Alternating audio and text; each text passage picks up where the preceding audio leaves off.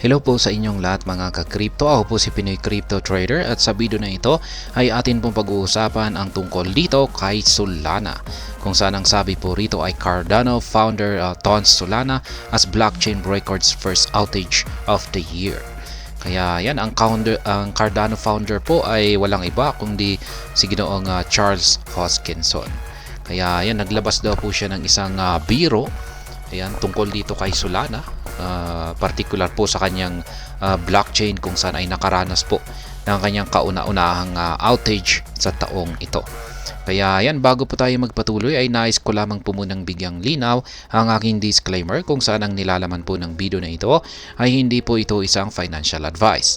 For education and information purposes lamang po ang layunin nito. Maliban po dito ay nais ko na rin pong magbigay babala na wala pong kahit anumang group chat ang Pinoy Crypto Trader. At ayan po, ang sabi po rito ay Cardano founder Charles Hoskinson recently reacted to the latest network outage encountered by the Solana blockchain as engineers look to get the chain back up. Kaya ayan, naglabas po ng isang reaksyon itong si Charles Hoskinson, ang founder ng Cardano, dito po sa latest na kaganapan dito sa blockchain ni Solana kung saan ay ito po ay nakaranas ng isang network outage. At ngayon ay yung kanilang mga engineers ay ginagawa po lahat nila ng kanilang makakaya para maibalik ito.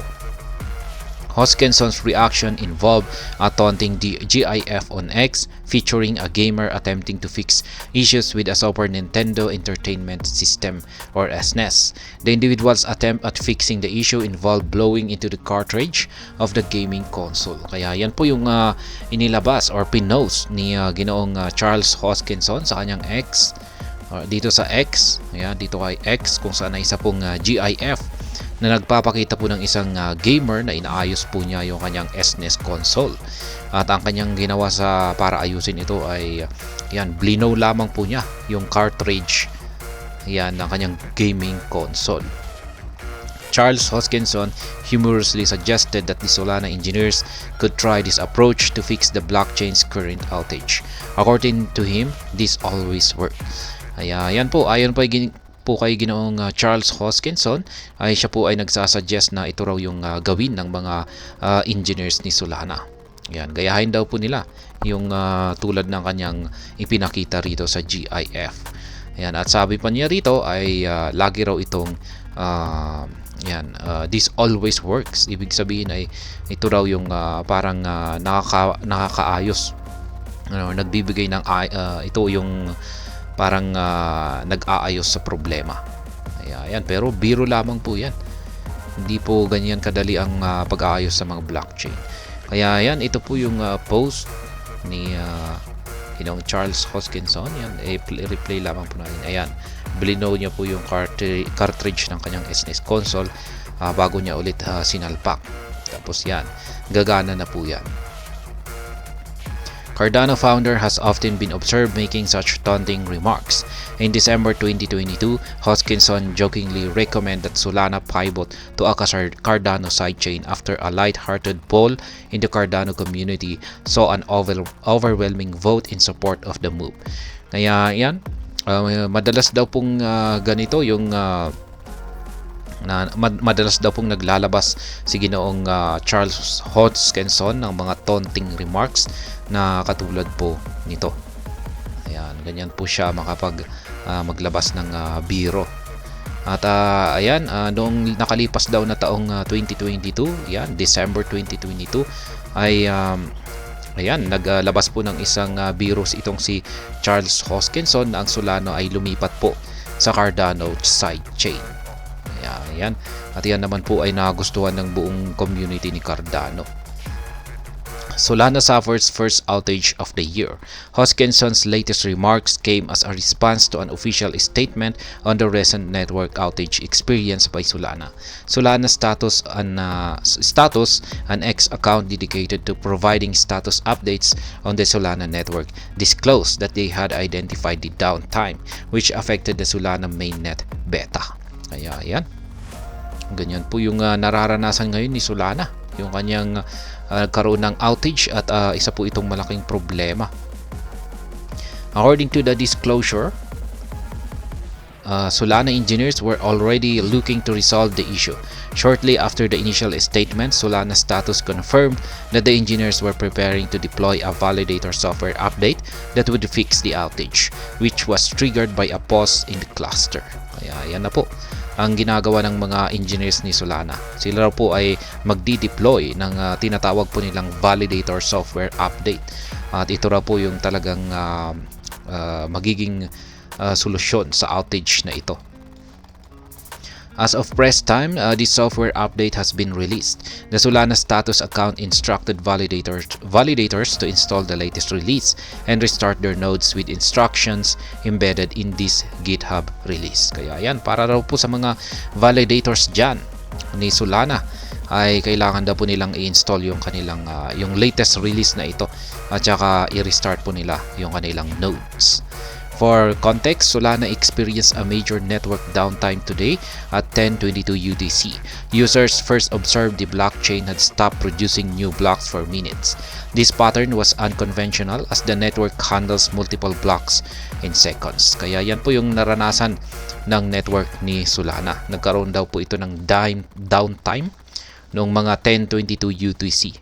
At unang naobserbahan po yung kanyang blockchain ay tumigil po sa pagpuproduce ng mga bagong blocks, ayan, ng ilang minuto.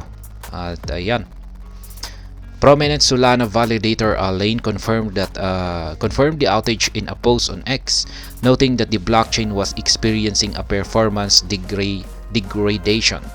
The validator resource has continued to divulge updates on the situation. The network is still suffering the outage as of press time. Kaya ayan, naglabas po itong ang Solana validator na si Lane na nagkukumpirma po sa outage na ito. At ito po ay kanyang pinost dito kay X. Ayan. At yung blockchain po ni Solana ay nakakaranas po ng tinatawag nilang performance degradation. Ayan. Hanggang sa ngayon ay ayan, mula po nang mailabas ang balita na ito ay patuloy pa rin nakakaranas ang blockchain network ni Solana ng outage. Kaya mabagal po siya. Yan na lanestakewiz.com. Solana mainnet beta is experiencing a performance degradation. Ayan, block progression is currently halted. Core engineers and validators are actively investigating. The situation has impacted the exchanges as well, with Upbit announcing a suspension of deposits and withdrawals for the native Solana token in other assets on the network, including Access Protocol or ACS, Radium Ray, and GMT. Kaya yan, maging yung mga exchanges na rin ay apektado po rito sa outage ni Solana. At isa na po rito si Upbit ang nag-suspend or ipinatigil muna yung pagdi-deposit at saka pag-withdraw dito kay Solana. Efforts at resolution. A monitoring tool provided by Lanestakewiz platform now presents progress on the network restart. At the reporting time, the active stake currently stands at 41.55%. The network is expected to restart fully once the bar hits 80%. Kaya yan, naglabas po sila ng network start na bar dito. Ayan, nakikita po natin base rito sa screenshot ni Stakewiz ay nasa 41.552% po siya. Kung pag umabot daw po siya ito sa 80% ay dito na magkakaroon ng restart ang network ni Solana. At ayan, inaasahan pong maayos na ito kapag natapos na yung restart. The latest outage is the first year for this year and comes nearly a year after the network suffered a similar downtime in February 2023, which lasted for over 18 hours. The network also recorded multiple outages in 2022 across several months, with January 2022 alone witnessing 9 days of outages. This led to concerns around its reliability. As of press time, Sol is down by 4.46%, currently trading for $93.79. Kaya yan, ilang beses na po palang nakakaranas si Solana ng mga outages. Kaya ito raw po yung nagdudulot ng pagkabahala yan sa kanyang reliability bilang isang blockchain. Ayan. Dapat sana ay hindi po siya gaanong nakakasuffer ng mga outages katulad ng mga kanyang nararanasan ngayon at tsaka mga nakalipas na taon.